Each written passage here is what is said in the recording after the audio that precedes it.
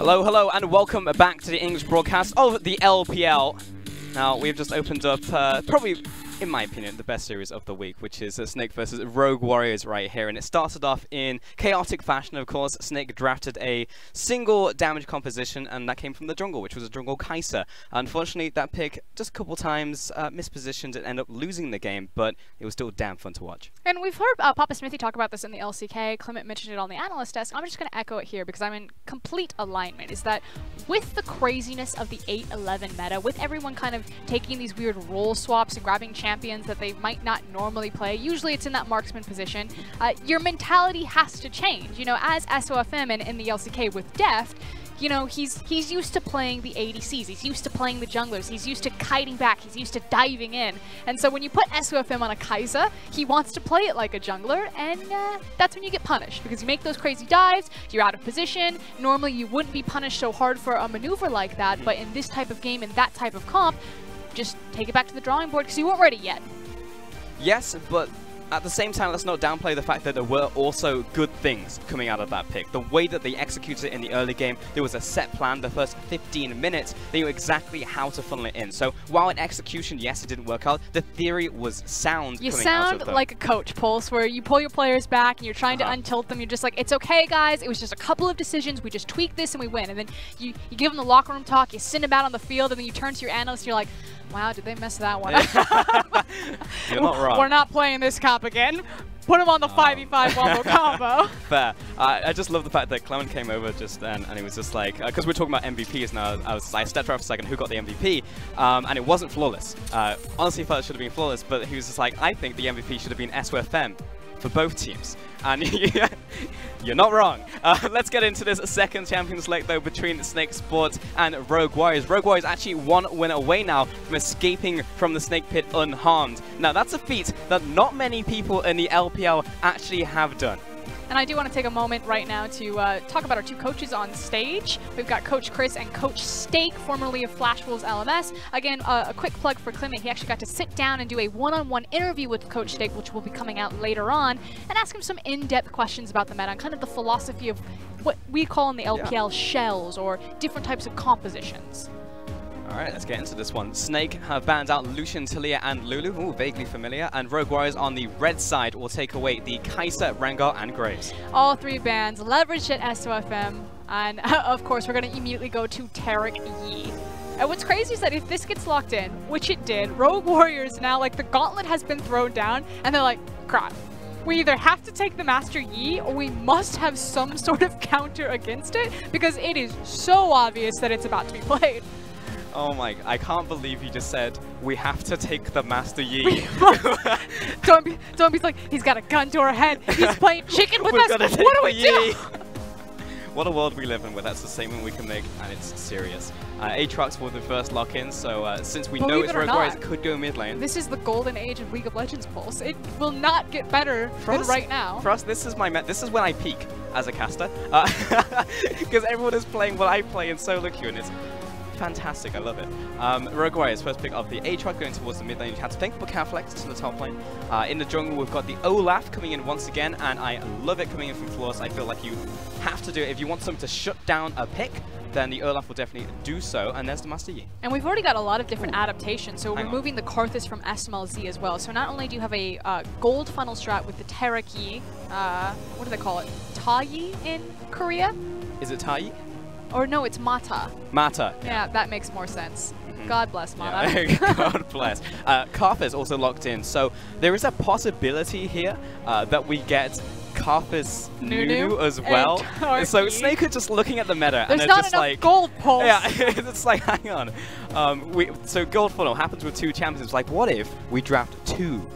But I do want to take a point here. So they see that the Karthus is there. More likely than not, that's probably going to go into Houtier. We've seen a lot more Karthus in the bottom than we have anywhere else on the map, unless he is working in tandem with the Nunu from the mid lane position. But since you've got Master Yi and Tarek, again, assuming Karthus is going to the ADC. Now, it's Olaf. Olaf in the LPL excels greatly at ganking the bottom lane, and then you pair it with an Alistar. So I feel like Rogue Warriors have already kind of honed in on, okay, if you want the Karthus, if you're going to go for that bottom lane, we will kill it repeatedly.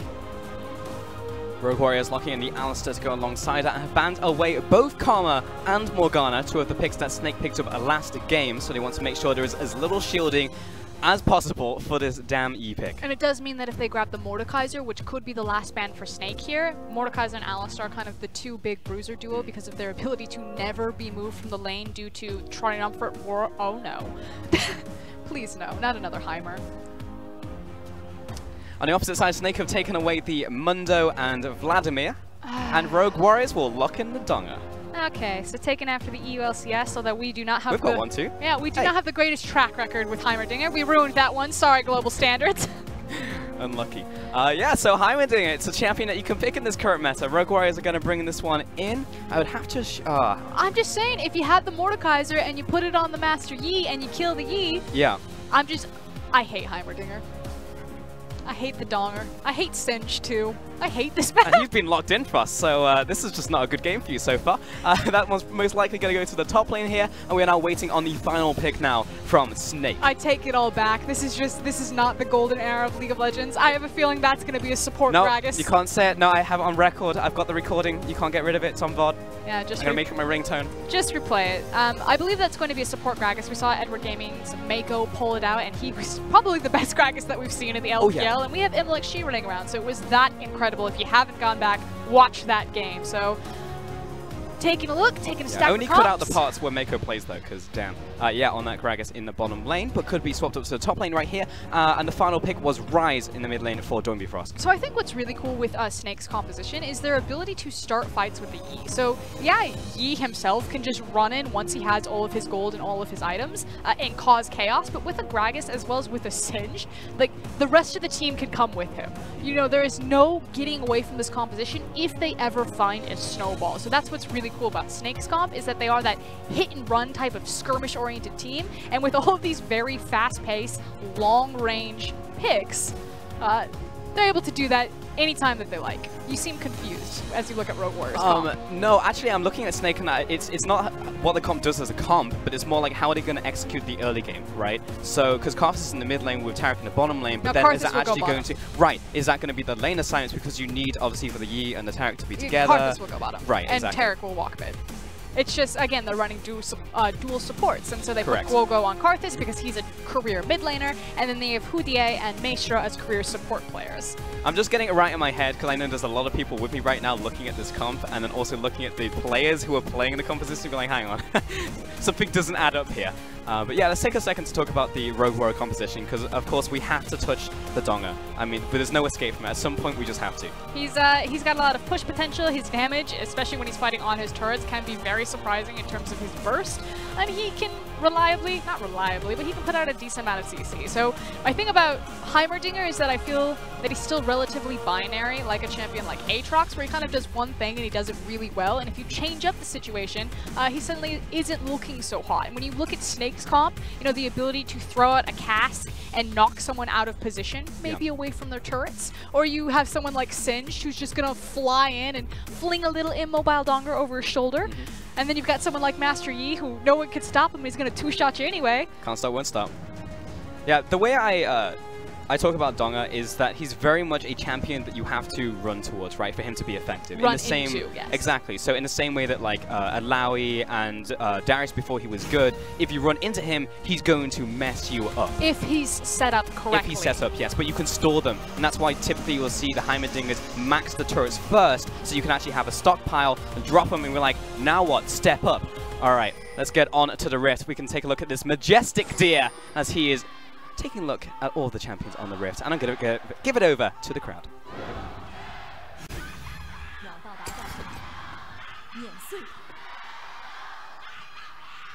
All right, lady. Someone get her some strepsils. Her throat. No way. Her throat is okay after that. And that's 2 games in a row. I actually, for her sake, hope we don't go to game 3. Wow! That was intense. And their arena is basically in a warehouse type of situation. It's a very, like, industrial open space. Yeah. So she's projecting. Those are some vocal dynamics, folks. All right. Remember your warm-ups.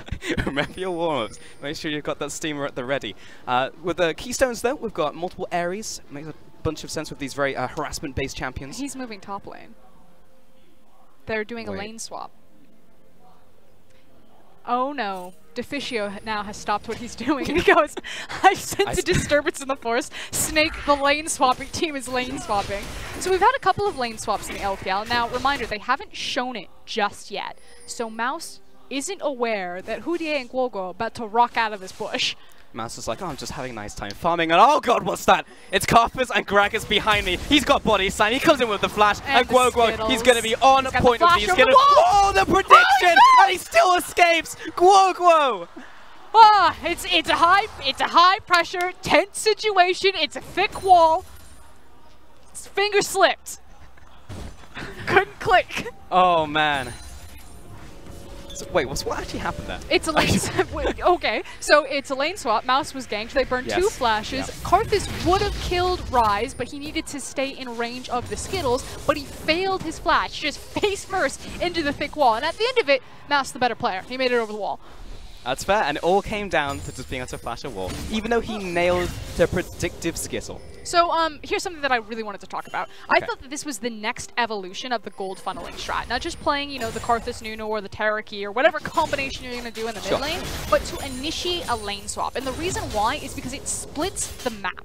It automatically makes a strong side of the map because usually you have a numbers advantage. And with having a strong side of the map or invading, that means that your Terraki, jungle, whatever combo automatically gets presence to just walk into the jungle whenever they want and take everything that they want. So I believe we've had 1 lane swap previously in the LPL done by LGD and Invictus Gaming in day 2, week 1 of the LPL. Basically, when it's suggested, most people would assume that lane swaps would be dead simply because of the tower fortification of the top lane versus the bot lane, but both towers actually fell at the same time because teams have forgotten how to lane swap. They don't have the fastest reflexes to take care of it. In fact, you can see that Snake have lane swapped. It was matched by Rogue Warriors, and they immediately were like, nah, we're splitting the map. We will maintain a numbers advantage on one side to make sure that our jungler can do whatever he wants, and you cannot contest because we have the numbers advantage to rotate class. So, hot take. My theory on the current meta is just like, first off, props to the balance team because it is difficult to make sure that these small micro changes happen all at the right time and you can constantly push the meta in a good direction. Opinion on that. Now the second part of that statement is that I think this is everything breaking because over time you change tower fortification, making sure that lanes stay in the right lanes, and then when all that compounds, you get a meta where people are like, wait, there's like 1,000,001 different things that we can do now, like Hudier walking into the enemy jungle and getting caught out by Flawless, who is level 4, jumping over the wall. Hudier will be okay, but drop down to half. It was a good read from Flawless, recognizing that Karthus and Gragas don't have their flashes, so they are fairly easy pickings, especially when you have a Rise who's now, what, level 4? So he has access to his root.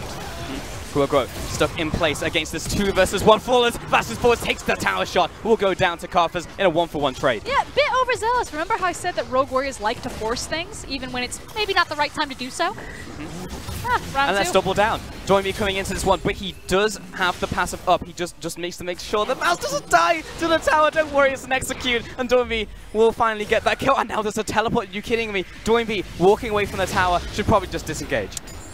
Let me remind you, gentle viewer, is that giant creep wave was hitting the tower as Flawless decided to gank without waiting for the creep wave. So he dove when he could have maybe set up a little bit, maybe waited for his Rise, decided to feed 1-for-1. That's fine. He got first blood. I'll give it to him.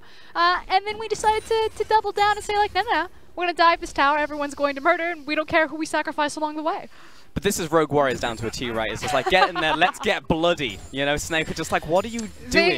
They have the board where you have, you know, like the square and the triangle and the circle shapes, and they have a star-shaped peg, and they don't care. They are jamming it through one of those holes. I'll tell you what, Frost, they got it in. Alright, Guoguo is going to go back into this jungle with Hudier and actually take away these camps right now.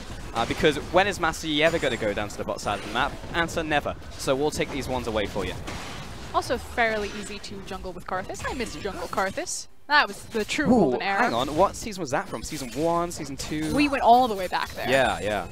That's an odd one. Throwback. That's what FM, I saw you miss that cannon. We'll get this next one. It's currently 64 It's over, it's not worth it anymore. Yeah, he didn't get the cannon. Game. Let's GG go next. Oh wait, there is no next. Rogue Warriors have 1-0 so far in this series. This is a must-win for Snake, as Flawless will take away the crab. Important. Here comes Alistar. He needs to just go in. Wow. Well, they saw the ward. I think the call came in there from Flawless that I'm just going to take away the ward and maybe look for a rebank. It doesn't matter if he sees the ward. Karthus and Gragas don't have flash. they're dead. Fair. I'm sorry, my... Kahlua has Flash Ignite. That is the Alistar jumps on them. If he can get the Flash Pulverize versus using his WQ combo to get into range, that guy is dead. So that tells me that they weren't keeping track of those Flash summoners. forwards! Gets the stun down onto Doinby. He's not going to fall here in the end, though. Still has Flash, but needs to be careful. Here comes Because Cinch. SOFM, he's Highlandering. And he's his ult. looking for some Doinby right now. Well, Flandre, he used it, Mega but Adhesive. But he should try and zone away from the tower. That's the goal right now as Flawless comes into the mid lane. poor Flawless is just on fire duty. He's putting it out in the bot lane, he's rotating over to the mid lane. This guy is playing every single position right now. And he's doing it well. Flawless is definitely stepping up to the plate. Kahlua is even chiming in for a bit of fun as well. Maestro and SOFM actually once again going to group up alongside the Singed and take away as much as they can, as the Rogue Warriors rolling bands is now going to go into the bottom side of the river. No one has told Mouse, though. This guy did not get the memo. He has TP, so he could join his team, but he has Tarek and Yi behind him, as well as Singed walking back up to this lane. And if Rogue Warriors showcase multiple people bottom, which it looks like they're going to pull off of this play because Doinby has gone back towards the mid lane, Mouse would just be left open. Or would have been left open. Would have, yeah. Shoulda, woulda, coulda. As Flawless will take away that red buff right here. And we'll, at least one of us will go for the wall and we'll be Flawless. But what I wanted to talk about is the fact that I think I've been hard countered meta to caster. Because I look at the bottom lane in terms of the HUD on the side, and I look at the summoners. But that's not necessarily the bottom lane. Oh, I see. Yeah, so I'm just like, yes, all summoners up for no. So, as you can see, it's a bit of a problem. So I'm going to need to find a new way of tracking summoners. Yeah, our HUD guy is not next level like LCK where things get dragged around. See, I don't know if even that's the best thing to do though, because mid-game you can swap up the assignments. Like this is what Rogue Warriors did in this game. Mouse was in the top lane, he was like, no, screw this, and then went back to the bottom lane. Now the people who are really getting screwed over are our poor stats guys. Like think about this, when you want to keep track of you know, CS differences, or especially when it's defined by like champion position and people are swapping lanes in matchups pretty much 3 times a game. We've had what, 3 lane swaps alone in this game as people are trying to find the correct matchups, just playing musical chairs on the map. Those poor stats guy. You can't track that. What are you gonna do? Nope. Shouts to Tail, by the way. May your soul rest in peace over the next few months. Shoutouts to Chloe and Connie. Godspeed. Yeah, well, yeah, best of luck. Anyways, in the bottom lane, SMLZ and Kahlua pushing in this bottom wave once again, as the Hammers want to do. And Kahlua, get the hell off my ward.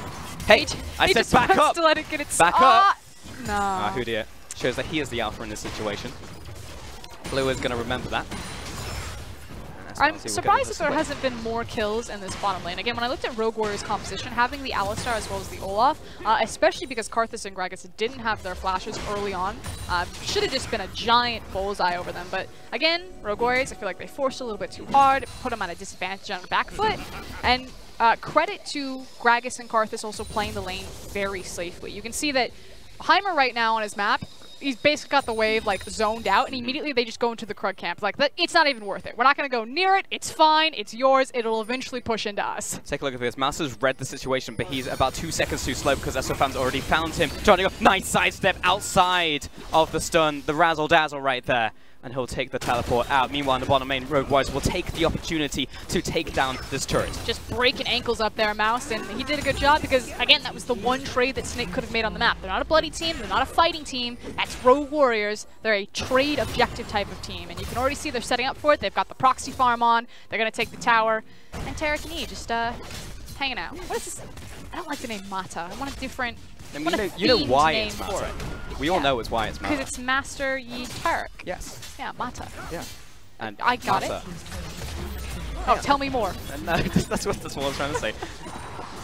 Don't hurt me. Top lane's going to be pushed in here, and Snake will even up the tower totals 1-1. And I want to see what this Heimerdinger does, because I feel like the Heimerdinger was definitely trapped in the bottom lane, and you're absolutely right. Rogue Warriors weren't able to double down on the fact that you can't push into a Heimer if you're Snake, because they kind of went too hard. So now the Heimer is unlocked. Let's see what he does. He's going to go into a different lane, and he's going to push that one. Yes, no, I get that for us. He's going to push it, and they're going to go underneath them, and they're going to place a safety net of vision. Yep. And Snake are going to be totally fine to do this until SOFM is ready to fight. I feel like that's what I wanted to hear. He's a submarine, and he's gone under, and he's like, I don't know what submarines do under there, but eventually he'll resurface. And when he surfaces, that's when things will get exciting. Yeah, it's pretty much that. That's what I was trying to bait out of you there. I should have used a different analogy than submarine, like a whale or something. Yeah, I'll give you some time. It's alright. I'll talk for a bit and you can come back to me. Mouse into this bottom lane now, swapping up, getting all this gold over to himself. As you said, this Heimerdinger is in the top wave. Beluga Whale, maybe. He's going to push in this wave. And he's got Flawless also underneath him with this vision, also as a mobile ward, because you can actually see the SWFM and Maestro on the way to the top lane. Would you like a fun fact about beluga whales? Sure. They are the only whale that have a neck, and so they can turn and look at you. Really? Yeah. This isn't like that time that you told me a fact on air in Australia. No, it's absolutely when you were like, true. did you know that crocodiles can run in a straight line at 60 miles an hour? And I was like, really? No, So it's an actual it's natural? Okay. But Flawless is running at 60 miles an hour towards absolutely. this mid tower. Sky is running so fast into this mid lane. We'll be able to take this one down. Zombie has to jump away there. It's got to be careful of Hoody's Flask. Yeah, so the issue right now is that Snake aren't grouping up. They want to continue funneling gold, and so Rogue Warriors are taking complete advantage over this and basically just moving from lane to lane to lane and chipping away or getting serious damage onto these structures. And it's really a race right now. At some point, SOFM is going to feel ready to group up, and then they're going to blitz straight at Rogue Warriors, and so hopefully Rogue Warriors have acquired a large enough gold lead on the map that they can deal with that. I mean, this was exam time, pretty much. Have you prepared enough? Or was it a last-minute cram? See in a second, Kahlua took a lot of damage, down to half HP already. That was a fantastic wall, actually, cutting off the entirety of Rogue Warriors. Plus, pushing forwards right here. It's low. I don't know if he can take this one out, but he's pushing forwards regardless. Where's the smite? Jumps forward, reckless swing, but this one's going to go over to SOFM, and so will the kill. The deal with it, Tarek ultimate glasses coming down as SOFM just cleaned it up. Flawless again recognized that he was in too deep, but hold on. Zombie's chasing after, tries to find someone in a rotation, but will not do so. We'll only burn a flash on this one, but Rogue Warriors are looking for this mid lane tower. But check out what SOFM's going to do. So Rogue Warriors can probably shove in this tower. Karthus doesn't have a ton of mana, so they're going to wait out for the next wave. But Master Yi has the Rift Herald, the wave, and he's Master Yi. Like, if he wants to, he can try to shove this in. He's not going to. Why? SOFM, why? The one time where he actually could have been aggressive, and he's just like, nope, not today. I'm going to go back to base. But he's, yeah, you're right, he still has his Herald, but he's got it for a long time. So, what I've learned about SOFM is he always tries to like maximize, get the most, and so often that comes back to bite him because he'll go way too deep, way too deep, because he's like always looking for the perfect opportunity. So to me, this is what he's trying to do. All right, let's take a look at this one more time with Flawless, trying to push up to this Herald. Huge credit to Gogo. He's really the guy that you need to pay attention to. The coolest thing about Karthus is his ability to zone. He's kind of like Orianna, but even slightly more effective, because Orianna zones with usually the W and the ultimate. He's zoning with the Skittles, he's zoning with the wall, and he delayed Rogue Warriors from really contesting that, so Flawless got in too late anyway. And then Flawless trying to make the best of a bad situation. He understood, again, it's a one-way ticket, but he was going to try to make it work. Unfortunately, didn't grab it. No, not in the end. Sorry, I was just, my mind wandered and I was thinking about SMLZ playing Heimerdinger. Just like the idea of SMLZ as a person playing Heimerdinger, because he's a very serious person, you know, he's like, you know, it just doesn't match up in my head. Like, he's got to do it, it's just the fact that he is. I'm more so impressed with SMLZ grabbing these picks like the Karthus, like the Heimerdinger. And when we first saw Rogue Warriors return to the LPL on 8-11, they were still playing the ADC compositions. It was basically, okay, we've got two different styles of team. We got the Snake Esports, which are embracing the Fiesta meta, and then we've got, you know, the RNGs and the Rogue Warriors who are still trying to prove that the AD carry has a place in this meta. And watching SMLZ skate around on Lucian, you're like, okay, I see it. This could work. And then suddenly, boom, he's like, no, right turn, Karthus, Heimerdinger. I can do it. Here we go. Showcases what a versatile and veteran type of player he is. It's just the fact this is an entirely different playstyle, you know. This is an entirely different set of skills. It's like when I was watching Fury because he's still play... farming. Okay, fair. But when I was watching Fury play Swain, his mechanics were really good on the champion. It like because you're obviously looking at the AD carry for their right-clicking ability, but that was just straight up good. This might actually be a one-shot or close to, but it's not dead, and that's the important thing. Also seems like a fairly suboptimal Herald when the mid-tier tower was much weaker. See, this is what I was trying to say earlier, Frost, is that it seems like SOFM is always looking for the first opportunity where you get the most from it. And in my head, and in SOFM's head, is what I'm assuming, is like, maybe we can take this tower and push next, but unfortunately Rogue Warriors are there. Now I've run out of time with the Herald, so we kind of are committed to this play, where you're right. If you maybe dropped in top lane, continued pushing, or the mid lane was an insta-crack, that would have been better.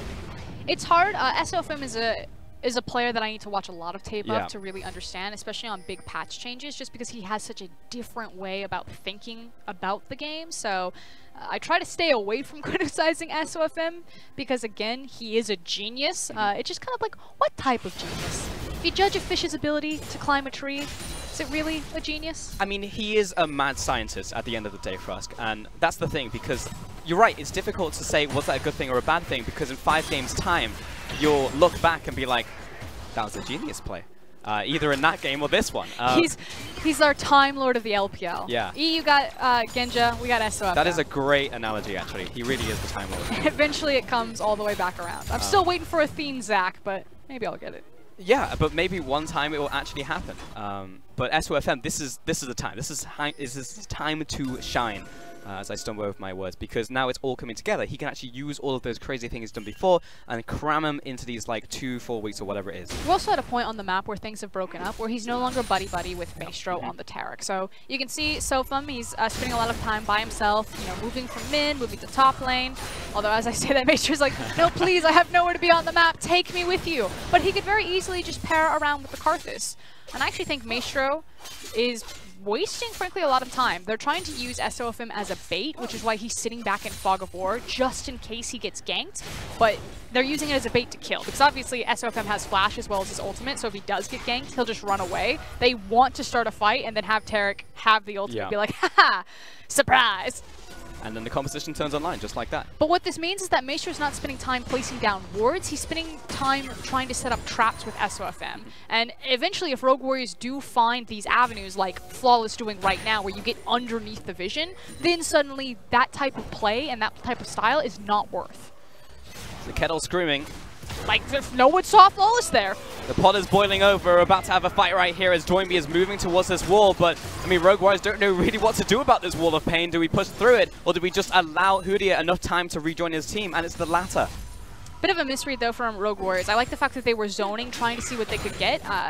But the fact that Mouse pulled over instead of pushing down the mid lane, because it could have meant the difference of, you know, 15 seconds you're here earlier on the bottom side. So if this tower falls because this banner creep hits it, Mouse was out of position on the mid lane play. He should have been mid and not following his team zoning them off. Damn it, Mouse! Come on, man. You had one job. If I'm Stake, I'm writing it down right now. 19 minutes. You rotated top when you very clearly should have rotated bottom. It's going to be hearing the end of that one at the end of the game. Well, no end of that one by the end of the game. It's fine.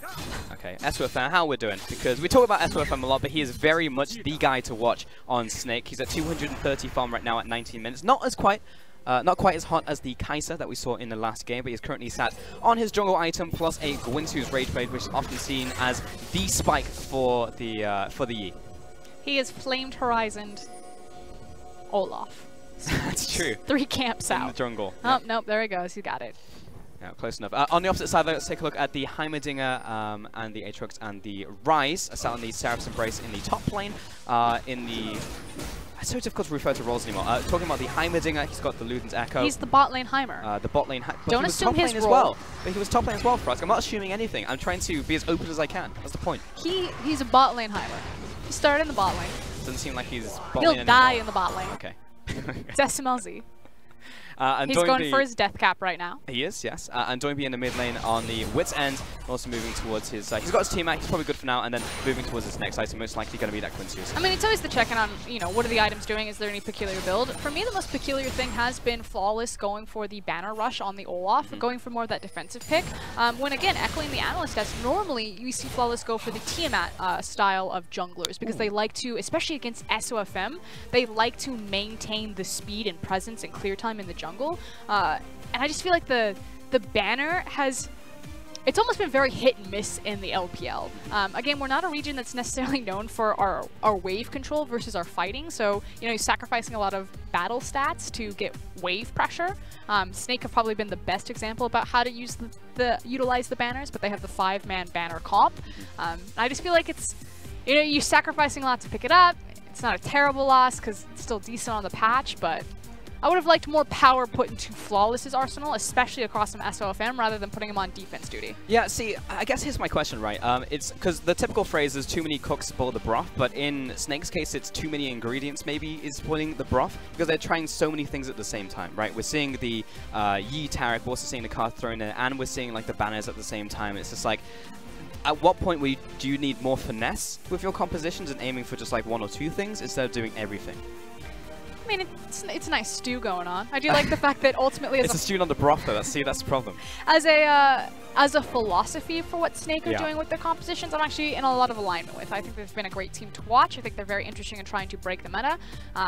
Rogue Warriors, though, playing a bit standard. And here's the thing, people will look at the 8-11 meta and they see all these like wacky, crazy, random picks like, oh, it's such a fiesta, it's so crazy, everything's about the matchup, which is true to an extent. But for me, the meta is actually much more clear-cut. To me, I would define it as a resource meta. I know Clement's been using the word meat grinder because there's so many bruisers and kind of how the fights are playing out, where 2 teams just clash into each other and one gets ground up and one survives. But the fact of the matter is it's defined by the river control. It's defined by the Scuttle Crab. It's defined by Rift Herald, by Baron, by these towers. It's about snowballing the gold through the monster and structure resources on the map. And if you can acquire that through having 5 Banner of Commands, or through funneling all of your gold and grabbing hold of the enemy jungler's gold, or by playing Heimerdinger, that's what you're going to do. It is not about the Heimer. It is about the fact that Heimer can have perma-shove and take those structures. And that is what League of Legends is about. Not killing each other, not the crazy picks, it's about the gold. And where is the gold? It's in the structures.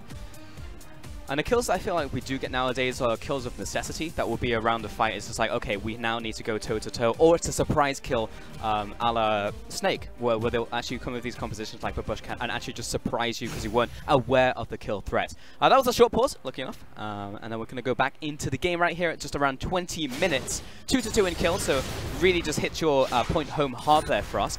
But at the same time, in terms of the objectives, an equal amount to the kills. Yep. And again, objectives don't just have to mean the towers. It's every resource on the map. Your jungle camps, your scuttle crabs, your creep waves, your towers, your rift heralds, your barons, your dragons. But it is not the enemy champions, which for the longest time in the LPL, it was about the enemy champions. We were the fighting region. We'd bait you into a fight, we'd execute it perfectly, and then once you were all dead, then we would take all of your stuff. Now it's who has better river control. Well, if you do, you're going to get the Scuttle Crab, and you're going to slingshot yourself and get the EXP gold advantage over the enemy jungle. And then you're going to use that to walk into his jungle. You're going to take all of his stuff, and he's going to fall further and further behind. Oh, flash forwards there from Flandre. He saw the slowdown Heimer, but SMLZ just managed to escape from the Mega Adhesive in time. He'll flash away and flash traded. So, well played by him, but now that initiation is obviously not going to be available for the next 5 minutes here for Snake. And they were trying to get that right into the ocean. See, they're always going to be focused around these objectives, no matter what it is. Slow down barrel there onto Kalu as he pushes forward the rest of the team. Flawless is going to sprint his way in, just not get the smite down, secured by SOFM. And SOFM has the ultimate on top of him, but he's actually waiting for the Q right there. He was in alpha, and he will stay in alpha. Now he's getting chased down by Kalu. SOFM will get killed by Flawless, who was waiting from over the wall. Requiem comes down to even up the fight. But SMLZ, he has a way to survive, and Mouse will find 2. Huge blunder there from Maestro. He had his flash available, he wasn't able to get to safety, and I believe the Tarek ultimate didn't go off, and that would have been a game changer there, as now with Kahlua very full health and Flawless having access, never mind, to Honey Fruit, they're going to turn on the Baron. I mean, sometimes life gives you 2 honey fruits, and with that you take a Baron. And He's got 3 over there. Yep. Goembe's like, it's fine. There's some That's a midnight snack right there. Or whoever needs it after this Baron, but this one is totally dead. There's nothing, no way that Snake can contest this one. There's no Requiem even, so Rogue Warriors get themselves a fight and a Baron. They didn't pick up the Dragon, but honestly, who cares? And retaining true for this series so far, out of the 3 Barons that we've had in Snake versus Rogue Warriors have gotten 100% of them so far. So, Flawless the God finding the steal in game number 1. It's a much cleaner game number 2 because they pick it up off the back of a team fight. It is indeed. Now, I really want to take a look at that fight one more time because... I saw the Taric ultimate coming down, Yes. and then Maestro died, and I was unsure about the interaction if it would cancel the Taric ultimate. So I'm going to be watching Maestro. Okay. It's interesting that Flawless misses the smite when I believe it was smited to like 10% HP. All right. Yeah, Maestro just dies. And that's what happened. See, I want to actually pay attention to what happened to SOFM because we panned down to watch the chase come in here from Mouse, but actually, again, we missed it. But SOFM jumped over the wall and he was actually taken out by an Olaf who predicted the flash. So they actually just... they sandwiched him straight up. So Rogue Warriors were constantly thinking inside these team fights. And again, Flawless is so cerebral in these games, not just in terms of the macro, when he approaches, when he leads, but during the fights as well. And it's going to be such a punishing Baron. Again, the Banner of Command from Flawless, they have a massive wave stacked, they put the Baron onto it, and a 24-minute inhib, as well as a possible mid-inhib break, or mid-tower inhib break. Yeah, if it's both, even better. Oh, I hate the tower name. It's alright, when we get to break, we'll come out with the correct I just gotta start writing it on my hand. I always mess it up. Like an exam. But unfortunately, we're on camera for this exam, so people can see. That's fine. I have no problem. Yeah. Just holding up the paper. Tattoo it. So it's always there for the rest of your life. Oh, you're right, and then no one will question it. Exactly. Because I've got a bunch of tacky tattoos anyway. They're not tacky, but... yeah, that's a way around it. My producer's like, please get on track. Okay, we'll do so. SOFM pushing up the top lane right here. The inhib did go down there from Rogue Warriors, so they broke the top lane, but now they're looking for a mid or bot lane. I'm expecting the bottom lane just because it's an easier way to take the inner tower, and also if we get ourselves a free Singe, I guess that will be fine too. Kaloa comes in at the speed of light, knocks him against the wall, knocks him up in the air, and Flandre actually for a second just stands there and is like, okay, I get it, guys. I understand I'm CC'd and I'm dead. To be fair to Flandre, I mean, he wasn't really expecting he was going to die there. He's like, I'm singed, I'm tanky, I'm fast, I got the Reverie, I'll just fly out of this situation. He was trying to get the wave pushing so that Rogue Warriors would lose valuable time on their Baron, so I like the idea. Naturally, the execution, not so much. Is there a project event going on right now? I just realized these are project minions. They've always had project minions. It's like our top Reddit comment in every single LPL thread. Is this where I go back and look at the last 300 games and realize that I've just missed it all this time? Yeah, conspiracy theory. Not every LPL game, but since 8-11. This is... Am I on the Truman Show right now? Like, what's going on?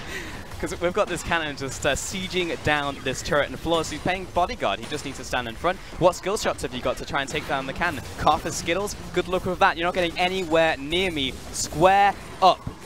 And unfortunately, it looks like this game might come down to a single team fight. The Master Yi wasn't ready. It was a mis-execution from Snake Esports. And from how this has just spiraled out of control, that looked like the one shot, maybe two. Jumping onto SOFM, explodes him on the spot. Any chance you had of coming back into this game is dead with SOFM. Rogue Warriors push into the base, move on to the Nexus turret, and they are going to make this one a whitewash. Down comes the Requiem, but that is going to be a single drop in the ocean. Rogue Warriors will take game 2 and sweep Snake in the Snake Pit. Absolutely dismantled. We had some questions. You know, Snake, Dom said it on the desk. If any team can pull down Rogue Warriors, it should be Snake Esports. They're looking very comfortable on the 8-11 meta. They've come thundering into this week, but Rogue Warriors, uncontested, have taken down TOP and OMG, now have finally taken their first challenge. And Drew Blood saying, yes, we are a top-tier team, we are ready for Rift Rivals, and you better know our name. To be honest, this is the one team that I think is the measure for Rift Rivals. And as weird as that is to say, when you have teams like, you know, Victor's Game, RNG running around. Mouse knows how that feels. She's like, man, normally I'm the guy that's dying all the time getting ganked. How's it feel, buddy? I love it. You still let that tower fall at 19 minutes. Top laners unite. But yeah, well-deserved power coming in here from Rogue Warriors, because the reason I say Snake is the team that you need to beat is because they have adapted, I honestly think, the best team in the world to adapt to the current meta. Because they have gone all in with this, they have the perfect people to do so. Controversial opinion though, if you lose, did you really have the best adaptation on the meta pulse? It's just because they're playing everything. There is no team right now in the entire world who has literally tried everything.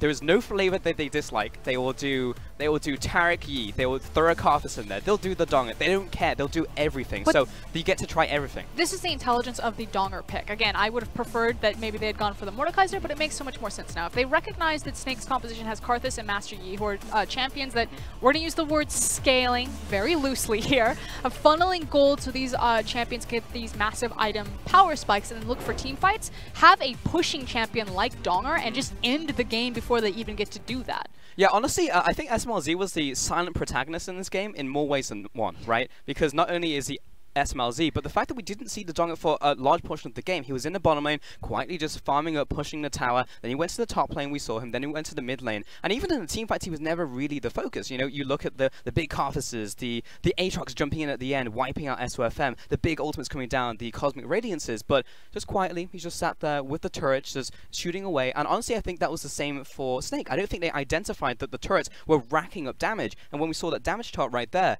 he dealt a lot of damage over that game. Yeah, and it makes sense with his kit, like you were saying. It's kind of like the Teemo effect, but his responsibility was not to have kill pressure. His responsibility was to have tempo pressure. You know, he was the guy that was constantly resetting the map, so Snake weren't able to find kind of these trading moments that they really would have liked to even out on the gold. Yeah, that was a very exciting best of 3. Unfortunately, I really wanted to see a best of 3 actually go the full way, but never going to happen. It was never going to happen, unfortunate. For now, though, we are going to send it back to the announcers to take a look at the series. Thank you so much, Paulson. I think we can hypothesize how that Game 3 would have gone, or at least what Game 2 would have been. It would have been the Master Yi Snowball, Karthus had an ultimate for 5,000 damage on everyone, and then they went to Game 3, Yi, Kai'Sa, Graves were banned, and then SOFM doesn't have anything else to play.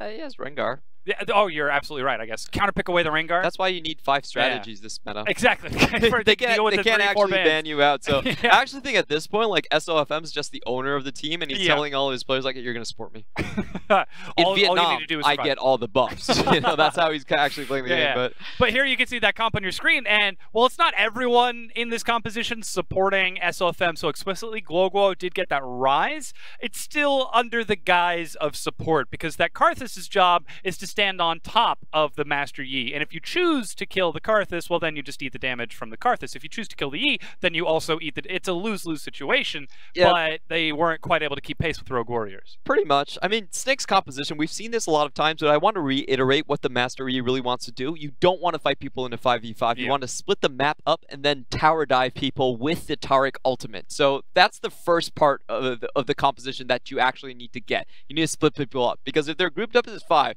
there's usually enough CC, there's usually enough knockbacks to keep you completely out of the fight for the entirety of the game. And I feel like Rogue Warriors recognizes this point.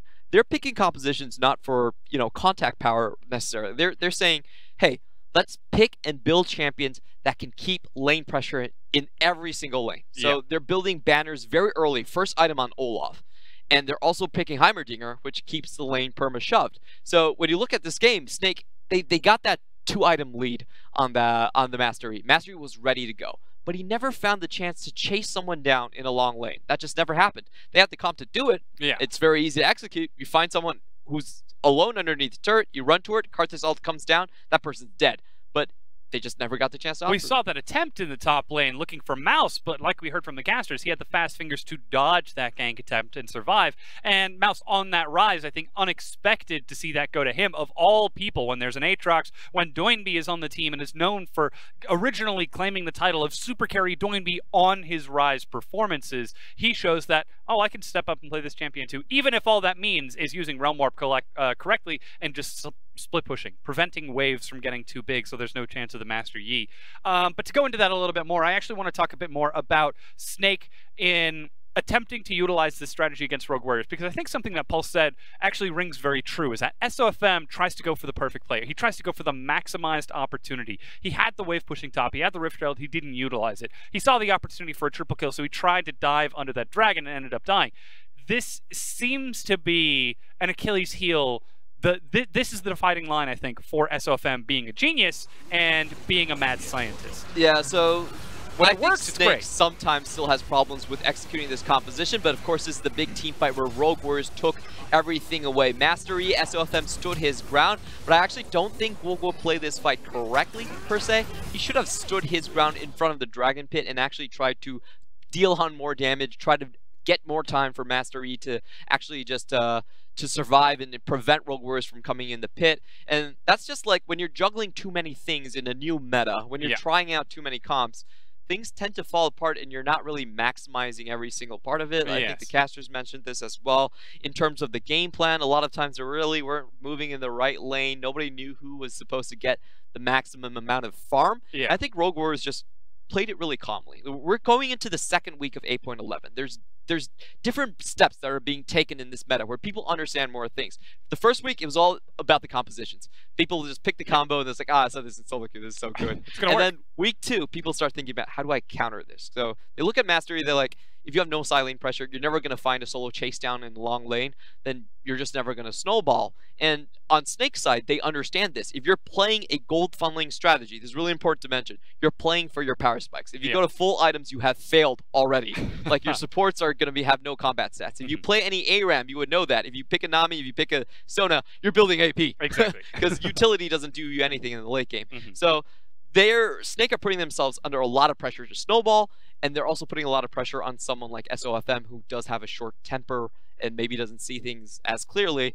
So they do kind of like fumble things a lot of the time. But overall, I still love the way Snake play. This is still a very interesting team to watch. It's always fun to watch when they bring out these strategies like this, but then how do we look at Snake growing past this? Because 8.11 is only going to be around for so long. I mean, 8.12 is coming up where nerfs to supports or shields is going to happen, but we're still going to have a relatively similar meta. Maybe a few more champions might show up in vogue, but we've already heard that at 8.13, we're looking to buff Marksman again. We might go back to that old meta again. If this is the chance for Snake to bring out something wild and crazy, and it's not working, then what do we expect from it? I think the big thing about 8.12 is that champion innate pushing power is going to be much more important because Banner is just gone from the game. You can't do what Rogue Warriors did to counteract what Snake was doing. They had a Banner command on their jungle as first item just to get the bot lane pushing and deny the chance for any like long lane rundowns. And with that out of the game, you're looking at champions that can push harder themselves. So Anivia's been coming up, Lyssandra's been coming up, champions with a lot of split pushing power to kind of deny compositions that like to run people down. So I think that's a big thing you want to look forward. But overall, 8.12 is a fairly minor patch. Yeah, well, we'll keep our eyes on that. Our MVP for that game to victory will go once again to SMLZ, this time on the Heimerdinger. A Heimerdinger Karthus MVP for SMLZ of all people. Does that look like the face of mercy? What has the world come to when SMLZ, the second best ADC in the LPL, has to go, okay, I'm going to pick a Heimerdinger. You know, I have these great mechanics. I can show up on a good day, even against Uzi, but I'm going to pick a Heimer just to push my lane. Yeah. This is what the meta has come to. And it works. I mean, even with the Karthus, it was the same thing. Like Steak said, like a lot of picks are not about their lanes themselves. They're about how you play out the composition. And unfortunately for a lot of skilled players, their skill doesn't really matter anymore. Yeah. You just pick the thing and that's actually a conversation that I kind of want to get into because we've been hearing this a whole lot on Reddit. We've been hearing coaches and analysts say this sort of thing where with the current patch, the marksmen that aren't very skilled, that haven't been around for a long time and don't have a lot of experience playing off roles, aren't exactly the good marksmen. So this is why we see SMLZ playing off meta champions and still seeing success. I kind of want to get your thoughts on that. Do you think that holds true at all, that the marksmen that are able to play more than just the 4 or 5 meta champions are more skilled or more adapted to the changing landscape of League of Legends? Well, I definitely agree with that, but I actually think what it separates is the players that can adapt and learn new champions faster, because a lot of times what happens when a new patch hits, it's the players that can learn things faster that actually comes up on top. And even among professional players, there's a very big difference between how that speed goes for each individual right here. So if you have a good coach and tells you, okay, you need to practice Heimerdinger because this counters certain lane pushing metas, and you can pick that champion up in, say, 5 games, then obviously that's a good skill to have. Yeah, you're going to have massive difference over someone that needs 20 games to pick up something. Because we're seeing a lot of meta answers suddenly pop up all over the globe. Like you were talking about Master E and Taric it was actually countered by a FLICKR. Kuro brought out the Lissandra, and Yeah. everyone was like, okay, the meta's actually just dead. Like you The can no gold longer funneling play is this. gone. Yeah, but it takes a while for these players to pick this stuff up, especially in the LPL where you have a stacked schedule. Well, we're going to go ahead and take a quick break while we get ready for our next match. I'm going to continue to pick your brain on this during the break. Sure, this is no an problem. awesome conversation. But up next, we have got our next matchup. Just checking my notes real quick to make sure that I've got it correct. WE versus OMG. That's happening right at 7 o'clock China Standard Time as my pen is even rolling off the desk. It can't even wait for it. Don't go anywhere, ladies and gentlemen. We'll be right back in just a few minutes with our second matchup.